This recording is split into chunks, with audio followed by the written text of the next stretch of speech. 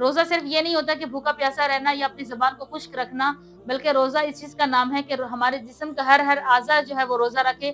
ہمارے ہاتھوں کا روزہ ہو، ہماری زبان کا روزہ ہو، ہمارے دل کا روزہ ہو، ہماری آنکھوں کا روزہ ہو، ہمارے جسم کا ہر اعضا جو ہے وہ روزہ رکھے۔ جسم کا ہر اعضا کس طرح روزہ رکھے؟ مثال کے طور پر ہمارے اگر ہاتھ ہے تو ہمارے ہاتھ کسی کو تکلیف نہ پہنچائے، ہماری زبان ہے تو ہماری زبان سے کسی کے لیے چغلی، کسی کے لیے غیبت، کسی کے لیے بدکاری کے الفاظ نہ نکلیں، ہماری زبان سے کوئی ایسے الفاظ نہ نکلیں جو کسی کا دل دکھائیں۔ ہماری آنکھوں کا روزہ ہو، ہماری آنکھوں کا روزہ اس طرح ہو کہ ہماری آنکھ بدکاری نہ کرے، ہماری آنکھ کسی حرام چیز کو نہ دیکھے، ہماری آنکھ جو ہے بد نظری نہ کرے۔